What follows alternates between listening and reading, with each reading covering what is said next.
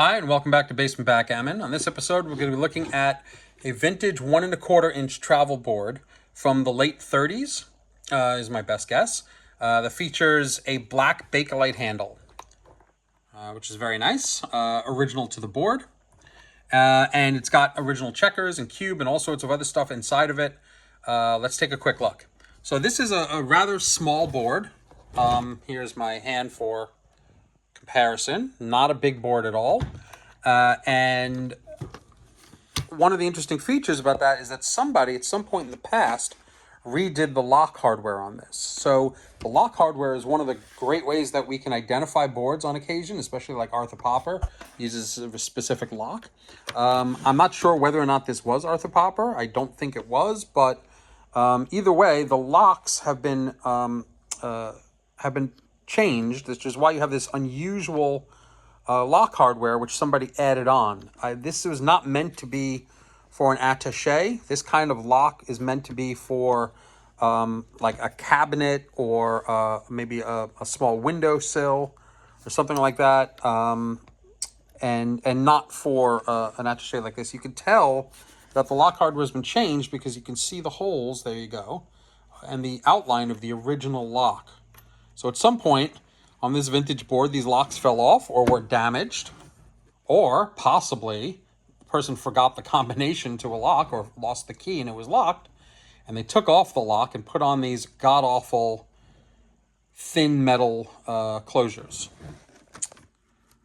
which I will keep here because why not? This is how I got it. But I do want to show that the this Bakelite handle is for the smaller 1¼ They made larger ones for the 1½ and 1¾ inch boards as well. This is the standard hardware of the time. This is a very terribly rusted metal, but you can see it's got a tall post, and then it's got a post in between to hold the handle in place. Let's see. So let me open this up, and you can see what it looks like inside. This is very standard for the late 30s. You've got a cork board. You got black and red points with finials. These are in, not terrible shape, but they're dirty. The whole thing is just dirty. It needs to be cleaned. You've got cork bumpers that were nailed in, as you can see here. So these were not glued in. These were nailed in. It comes with 2 roll-up cups. 2 black leather roll-up cups. It comes with a copy of Complete Backgammon by Walter Richard. This came with a lot of vintage boards in the day, including AP games. So I can't totally rule out AP games on this board, but it doesn't look like most of the AP games boards that I've seen. The book is dated at the 4th printing of December 1937. So I could pretty definitively say, unless somebody added this to the set, which I doubt, I could pretty definitively say that the board dates later than December of 37. So late 30s is my guess. 38, 39, 40, 41 maybe.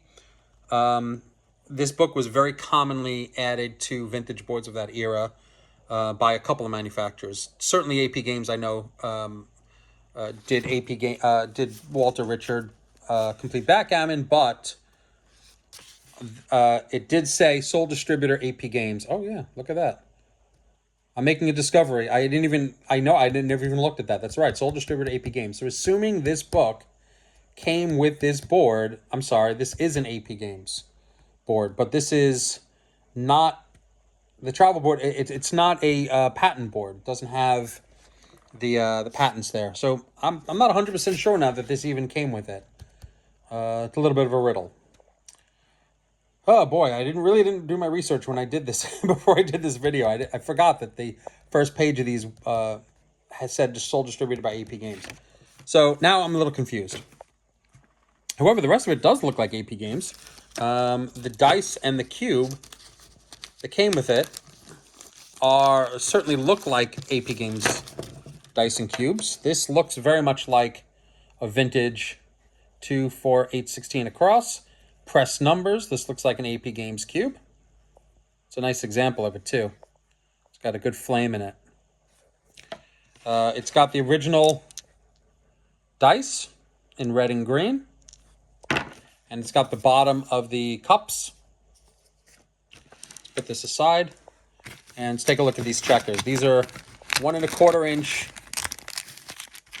original Bakelite checkers in yellow and red.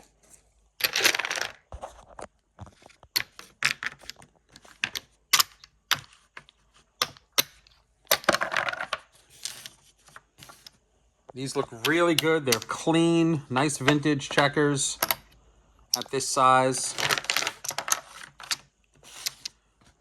Little finger dish. Very, very well made.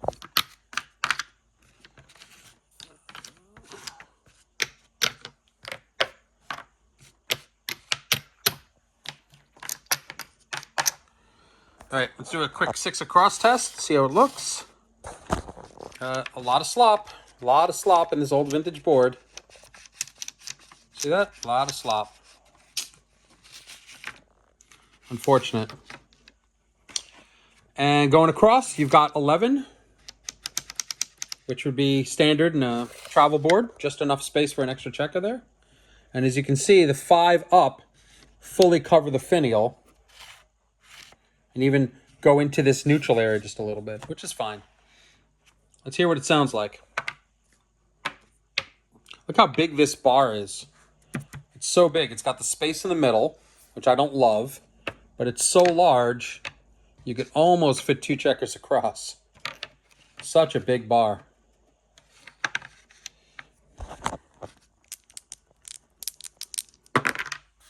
Five and 2. Okay. Just be aggressive and go 2 down. 4 and 2. Good. Make a point.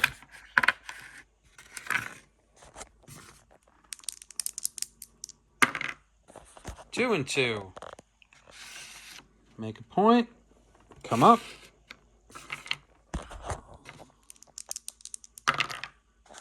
6 and 4. Oh, easy. As I'm playing with this, I realize this is actually kind of nice to play with. These checkers make it. They make it easy to play with. 5 and 2. Good. Make the 5 point. Last one. 3 and 2.